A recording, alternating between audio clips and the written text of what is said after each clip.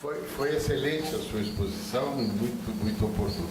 Como eu li e escrevi sobre o texto do Antônio Cândido a respeito de Ricardo II, eu me permito fazer duas ou três lembranças. O texto começa com uma observação dizendo não se manda impunemente. Não? E é um pouco esse desafio do poder. Não se manda impunemente. Não se manda impunemente.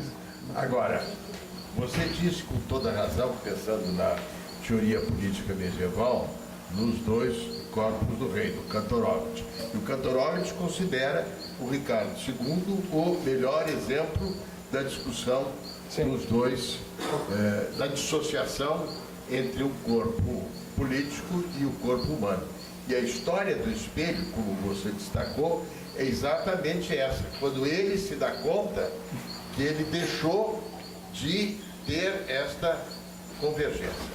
A outra observação é mais divertida por conta aí de copista não copista, que é um livro do Peters, que é um estudioso, sobre o Rex Inutilis, o rei inútil. O rei inútil é aquele que tem a legitimidade, mas não tem eficiência, não tem competência. E este livro do Peters é um livro em que ele examina como a doutrina política medieval tratou do Rex Inutilis, que era uma espécie de impeachment da época, não? E o grande exemplo do Rex Inutilis é Dom Sancho de Portugal, que é a grande análise que ele faz. Nos Lusíadas há uma referência ao episódio que o Dom Sancho, que era manso e descuidado, não foi capaz de administrar um reino que estava de altivo costumado, a rei que não tem essas qualidades nem consente. Então, o Dom Sancho foi considerado um Rex Inutilis, foi substituído pelo irmão, que administrou aquilo bem. Houve uma bula papal autorizando essa história e houve uma consulta, vamos dizer assim, popular, aos nobres e aos municípios, enfim, aos conselhos não portugueses, todos eles concordando que o outro era manso e descuidado, não tinha competência e que era o caso de ele ser bem sucedido. Então, também, vamos dizer assim, o Ricardo II entra dentro desta reflexão explícita sobre o Rex Inutilis e a dissociação entre o corpo real e o corpo humano é a encarnação dessa inutilidade. Acho que é fantástico mesmo. Quando eu estava vendo, tem ou aqueles outros casos de rei que fica louco, né? O Carlos VI da França ficou louco. Então, no meio da caçada, ele virou para o cara que estava do lado dele e meteu não sei quantas flechas lá. Daí o que você faz com esse cara? É muito obrigado. Eu acho muito legal. Porque, assim, não estou reagindo ao que o senhor falou, porque fiquei fascinado. Acho que a possibilidade do Dom Sancho, pelo que o senhor narrou, que eu não conhecia, né, tem a ver com uma unidade do corpo político, né? Exatamente, a unidade do corpo político. Agora, se o corpo... Sobretudo a coisa medieval. Exato. A seiva... Perfeito. Tanto que pede para o Papa dizer que tudo bem e tal. Claro. Né? Agora, se o corpo político está fragmentado, aí a coisa fica mais difícil. Vai ficar difícil. Fascinante. Fascinante. Inteligentíssimo. Um prazer ouvir você. Um prazer. Eu estava vendo um programa sobre Ricardo II, há uns 3 anos atrás, e aí encontro essa frase que você inicia ali, e a frase é o seguinte: eu não peço, eu mando.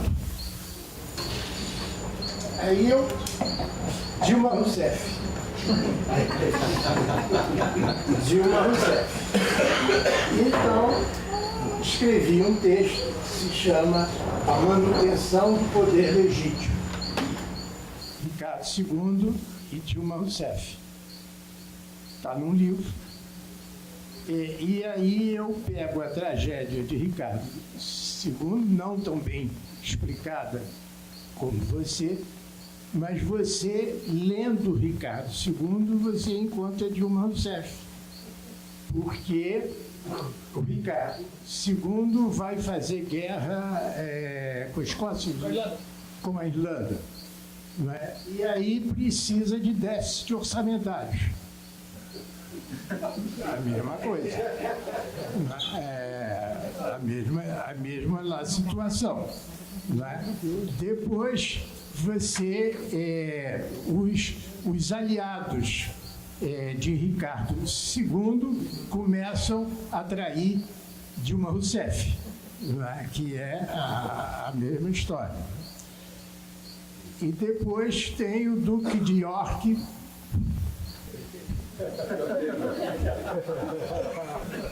Quem é mesmo? E você tem o Duque de York e tudo. E depois tem um processo. Eu preciso de um processo para criar a culpa do Ricardo II. Pedaladas, não?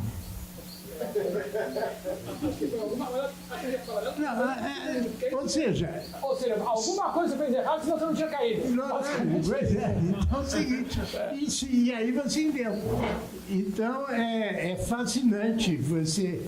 Depois eu escrevi um segundo texto, que é Macbeth.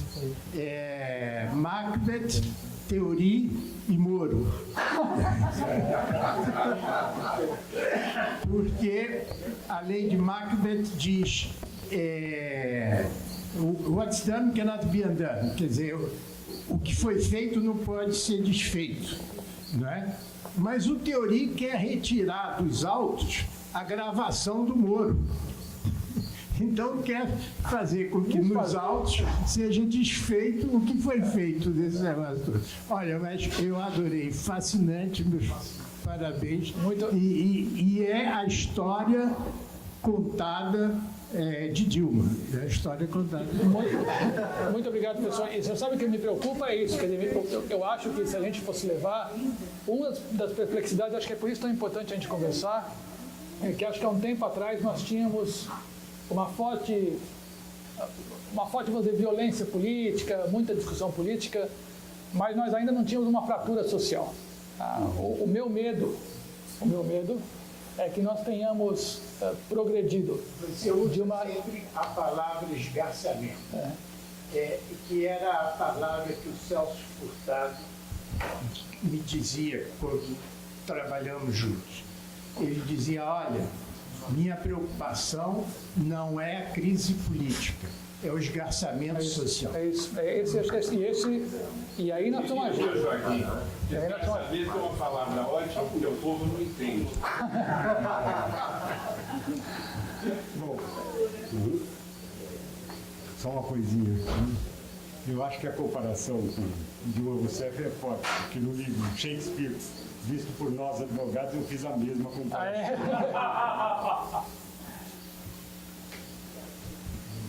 Garcês, uma delícia sempre. 2 vezes na semana, então, é um contentamento. Você falou do espelho, eu não tinha pensado nisso. Na época, era muito comum o espelho dos príncipes, né? Ou seja, as virtudes pessoais do príncipe eram importantes para um bom governante. Maquiavel rompe com isso. Ou seja, a ética privada é indiferente, a ética política se dissocia da ética privada. Eu acho que tem a ver com o que você disse. E daí eu lembrei também que outro governante importante, o Henrique VI, ele era muito bom, muito piedoso e um péssimo governante. E daí nós pensamos, acho que o tema também é muito atual. Atualmente nós voltamos a pensar nas virtudes pessoais dos governantes, nós ficamos muito interessados o que faz reservadamente, até em termos de fofoca. As pessoas que eles falam do Bill Clinton, né, se houve ou não, com a Mônica Lewinsky, enfim, voltando a ter o privado assumindo uma esfera tão grande na vida pública, a ponto de ele ser eleito ou não, de refletir na vida, o privado invadindo a esfera pública. Eu acho que essa é uma coisa super importante, porque, e aí, de alguma maneira, aí vem até uma coisa fundamental para a modernidade é separar o indivíduo do cidadão. Né? Quando a gente fala que todo mundo é igual perante a lei, não estou falando que todos os indivíduos são iguais perante a lei. Não estou falando que todos os cidadãos são iguais perante a lei. A igualdade formal era vista como um avanço civilizatório. Qual a crise do nosso tempo? A crise do nosso tempo é que nós começamos a achar que o papel é uma hipocrisia fundamental, é isso? Que a gente precisa ser espontâneo, que a gente precisa ser autêntico, que a gente precisa ser verdadeiro em todas as nossas relações. E a noção de você agir a partir de um papel vai perdendo legitimidade no discurso comum, e você não fala mais das pessoas, da função, você fala das pessoas. O Butch hoje falou também do Alain Touraine. O Alain Touraine tem uma frase para mim que é fundamental para a gente pensar o que está acontecendo hoje. Uma sociedade de indivíduos mata uma sociedade de cidadãos.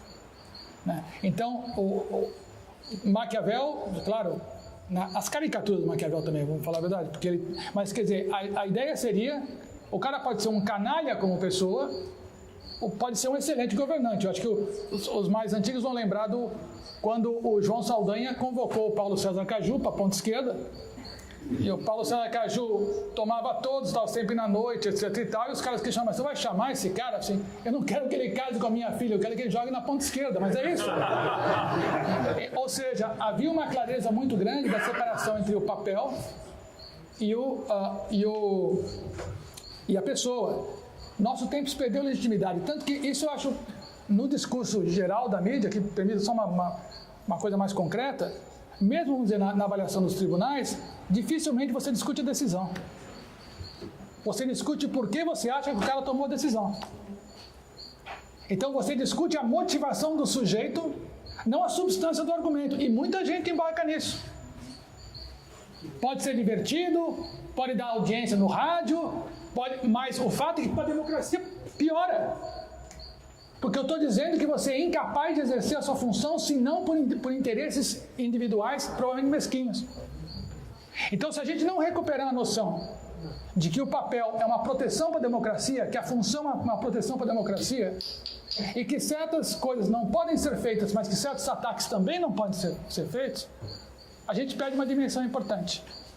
Porque a esfera pública é a esfera do papel, não é a esfera do indivíduo.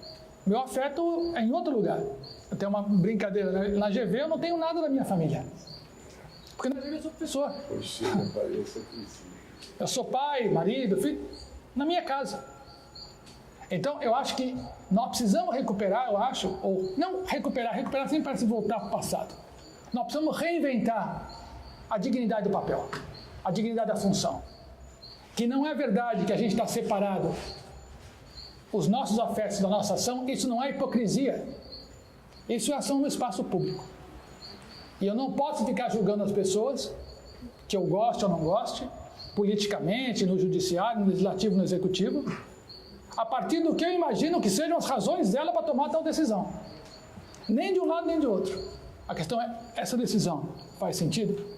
Acho que se a gente conseguir recuperar, eu não vou me alongar muito, professor, mas uma coisa que eu tenho insistido muito com os alunos na GV, parece uma pequena coisa, mas que faz uma diferença importantíssima. Então, obrigar o cara a despersonalizar o argumento. Então, o cara, olha, professor, esse pessoal que fala do Bolsa Família, assim, não estamos discutindo o pessoal. Apresente a mesma coisa dizendo, o argumento em favor da Bolsa Família é completamente diferente. Olha, esse pessoal que votou assim, o voto, esse exercício de entender que a gente tem milhões de motivações, boas e más, muito diferentes para tomar a mesma ação, e que isso é natural, constitutivo das democracias, mas o que nós podemos fazer é julgar as ações. O resto, cada um tem que viver internamente com aquilo que sabe que fez e por que fez, e já não é pouca coisa, né?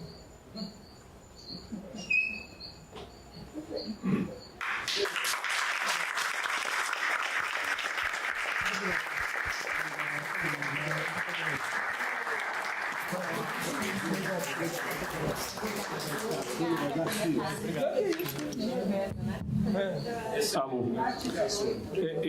Eu provocaria, professor Tércio, nós nos conhecemos, o professor e eu, numa situação curiosa, quando Shakespeare fez 400 anos. Chamaram o professor e eu, e quando nós estávamos na palestra, eu estava perguntando, por que raios é que me chamaram? Faz todo sentido chamá-lo, mas a mim, eu sou só o editor. E durante a conversa, na qual o professor fez uma brilhante exposição, tão genial quanto hoje, me ocorreu a seguinte provocação que deixarei para ele aqui, para os senhores. O Brasil é um país da qual, culturalmente, nós estamos vivendo algumas transformações. O Brasil é um país da qual tem lido mais em outras plataformas da qual as tradicionais, mas nas tradicionais o Brasil tem sido interessante. Por exemplo, dentre os autores mais citados como influenciadores do brasileiro que lê, nós temos Jesus Cristo, que nunca escreveu uma só linha. Além de Jesus Cristo, que nunca escreveu uma só linha, um outro influenciador muito interessante está Shakespeare. Depois de Shakespeare, nós temos uma influenciadora muito interessante que é Ada Pellegrini Grinover. É interessante que Ada Pellegrini Grinover está logo abaixo de Shakespeare, acima de Tom Jobim, está acima de Caetano Veloso, está acima de Machado de Assis, o que nos diz muito, por exemplo, que nós temos mais profissionais do direito do que seres humanos neste país. E é interessante, enquanto nós temos alguns imortais da Academia de Letras, eu espero que em breve, numa nova pesquisa, o professor Joaquim Falquinho esteja lá presente. Desculpa, professor, eu era o flautista que estava tocando ali, mas o sujeito do violão, que eu não identificarei, só sabia tocar uma música, e o flautista tinha que acompanhar. Desculpa, professor Joaquim, desculpa, Sônia. Tem sempre uma intenção por trás do papel. Sim. Mas é essa pergunta que eu faço, e nós já tivemos de outros debates acerca de Shakespeare e direito. E na sua fala preambular você menciona que Shakespeare escreveu sobre temas que o povo se interessava. Note que, passado 400 anos, nós estamos aqui na ataraxia que o professor Tércio nos honra em propiciar esse encontro, ainda discutindo Shakespeare. Você acredita que os temas que o povo se interessa, o povo brasileiro se interessa, da qual o Supremo se dedica, os doutrinadores se dedicam, vão se alongar, e de que forma este debate, da qual o Supremo se dedica, o povo se dedica, os doutrinadores se dedicam, podem contribuir para a democracia, que é a maior discussão que nós propusemos estar aqui presente. E eu encerro agradecendo a sua fala e pelo segundo debate sobre Shakespeare que nós estamos conjunto, e ao professor Tércio, com os pedidos de desculpa ao professor Joaquim pela flauta. Muito obrigado, eu que agradeço, foi um prazer conhecer, foi uma das duas coisas, né? Até fiquei feliz que Shakespeare morreu para a gente se encontrar também, mas foi muito bom. É só uma coisa rapidinha que eu acho que eu diria aqui, que também já está na hora da gente tomar alguma coisa que não seja suco de laranja, mas isso é um pouquinho o que eu falo no meu livro. Acho que toda época é época de transição, mas nem toda época é época de ruptura. Para falar que uma época de transição é um lugar comum, porque a vida está sempre mudando, certo? Mas vamos pegar o exemplo biográfico. Nós estamos sempre mudando. Mas há alguns momentos na nossa vida, quando entramos na escola, quando casamos, quando temos o primeiro filho, em que nós passamos a contar a nossa história de outro ponto de vista. A gente fala para os nossos filhos, você é grande agora, hein? Você é grande, agora você é um homem casado. Agora você é mãe. Ou seja, há alguns momentos, alguns eventos, em que não é apenas uma mudança, é uma mudança que determina uma ruptura na forma anterior de contar a minha própria história. Esses são os momentos de ruptura. Quando eu acho que eles acontecem nas sociedades? Quando a forma de produzir valor material muda rápida e profundamente, com tal velocidade, que as formas de produzir valor simbólico não acompanham. O que eu proponho no meu livro de Shakespeare é o seguinte, por isso que eu acho que ele está retomando essas questões. Shakespeare, na verdade, escreve a partir de uma subjetividade que já é moderna, ou seja, o desejo não é pecaminoso, o desejo pode ser a base da ação, filtrado pela razão, que vai dar a vontade que o senhor falou, a vontade geral do Rousseau. Ou seja, a mudança do estatuto do desejo, como eu não posso ter no transcendente um modo de entender o que eu devo fazer na vida, eu procuro dentro de mim as razões para agir. Então, essa subjetividade moderna tenta se expressar num espaço em que todas as instituições políticas, religiosas, familiares são medievais. Há um descompasso entre forma de entender a subjetividade e a subjetividade implícita no desenho das instituições. É o que acontece com a gente hoje. As formas de entender a subjetividade hoje têm grande dificuldade de aceitar a heteronomia. Tem grande dificuldade de aceitar processo. Tem grande dificuldade de aceitar forma. Por isso que a igualdade está em crise. E todas as instituições políticas, todas as instituições judiciais, todas as instituições de governo são pautadas por essa lógica cidadã da igualdade formal, do processo. É isso que é pautado. Mas as pessoas sentem isso como injustificado.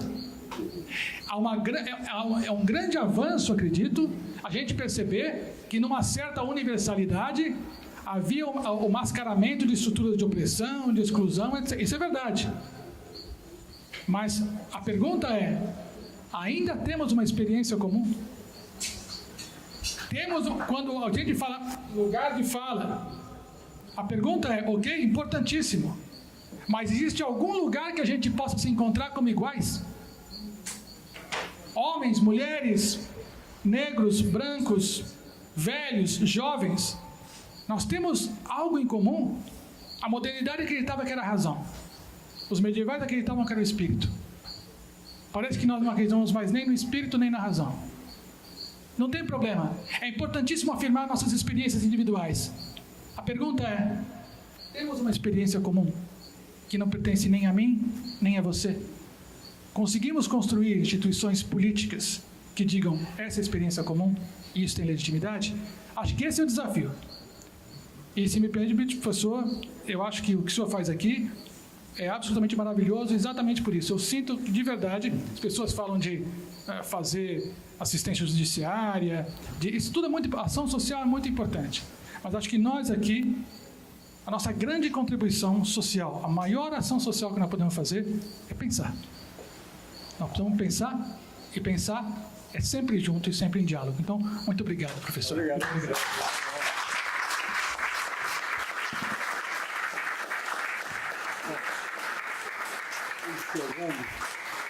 Encerrando. Lembro que alguém me contou um dia, não sei se as frases, se a história é verdadeira, quando você estava no avião, morto de fome, e chegou um momento que falei assim, sempre esse vagabundo desse avião, eu já estou morto de fome, não serve, não? O sujeito estava do lado dele, parece que era um inglês, e virou para ele e falou algo assim: o controle dos próprios desejos é a maior das virtudes. Shakespeare. Ele olhou para o sujeito e ficou quieto. Não serviram nada. E daqui a pouco ele voltou: eu não aguento mais de fome, eu vou reclamar. O controle dos próprios desejos é a maior das virtudes. Shakespeare. Até que na terceira vez ele falou: eu não aguento mais de fome. O controle... Vá pra puta que pariu. Jorge Amado.